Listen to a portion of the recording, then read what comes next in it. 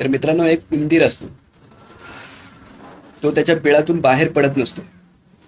वरून देव खाली येतो आणि त्याला विचारतो की काय रे, काय झालं? तू तुझं बिळ सोडतच नाहीयेस, एवढी बाहेर दुनिया आहे. तो बोलतो, नाही नाही, मला भीती वाटते. देव बोलतो, कसली भीती वाटते? तो बोलतो की मला त्या मांजरीची भीती वाटते. देव बोलतो, तुला त्या मांजरीची भीती वाटते ना? मी एक काम करतो, तुला मांजर बनवतो. आणि देव त्याला मांजर बनवतो. खूप दिवसानंतर पुन्हा तेच. तो मांजर असतो, तो त्याचा एरिया जो आहे तो सोडतच नसतो, बाहेर जातच नसतो. देव पुन्हा खाली येतो, त्याला विचारतो, अरे आता काय झालं? आता तर तुला मांजर बनवलेलं आहे. तो बोलतो, नाही, मला भीती वाटते. देव बोलतो, कसली भीती वाटते? तो बोलतो की मला त्या कुत्र्याची भीती वाटते. देव बोलतो, अरे कशाला घाबरतोस, मी आहे ना तुझ्यासोबत. तो बोलतो, नाही नाही, मला भीती वाटते. मग देव त्याला कुत्रा बनवतो. नंतर मग देव जातो वरती आणि खूप दिवसानंतर पुन्हा पाहतो, तो कुत्रा पण तसंच करतोय. देव पुन्हा खाली येतो, त्याला विचारतो, अरे काय झालं? आता तर तुला कुत्रा बनवलेला आहे, आता काय प्रॉब्लेम आहे? आता एरिया सोडून बाहेर का नाही जात आहेस? एक्सप्लोर का नाही होत आहेस? तो बोलतो, नाही नाही, मला भीती वाटते. देव बोलतो, अरे आता कसली भीती? आता तरी तुला कुत्रा बनवलेला आहे. तो बोलतो, नाही, मला त्या माणसांची भीती वाटते.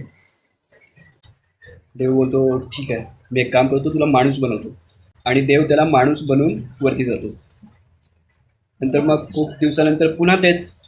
देव बघतो की याला तर माणूस बनवलेला आहे, तरी हा एक्सप्लोर होत नाही आहे, आपल्या एरियातून बाहेर पडत नाही आहे. खूप साऱ्या गोष्टी एक्सप्लोर होण्यालायक आहेत, त्याला करण्यालायक आहेत, ब्रेनचा उपयोग करून आवडत्या गोष्टी करण्यालायक आहेत, पण हा बाहेरच पडत नाही आहे. देव खाली येतो आणि त्याला विचारतो की आता काय झालं? आता तर तुला माणूस बनवलेला आहे, जो की खूप शक्तिशाली आहे, शारीरिकदृष्ट्याही आणि मानसिकदृष्ट्याही, मेंटलीही. ब्रेन आहे त्याला चांगला. आता काय प्रॉब्लेम आहे? तो बोलतो की नाही, मला भीती वाटते. देव बोलतो, अरे आता कसली भीती? सर्वात शक्तिमान तर तूच आहेस. तो बोलतो की मी काय करायला गेलो आणि फेल झालो किंवा काहीही झालं तर मग त्या 4 लोकांना काय वाटेल?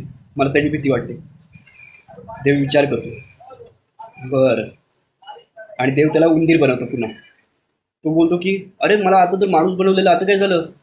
देव बोलतो की तुला सर्वात शक्तिमान असं माणूस बनवलेलं, पण तुझे ते विचार आहेत ना, ते अजूनही त्या उंदरासारखेच आहेत. त्यामुळे तू यातच समाधानी राहा.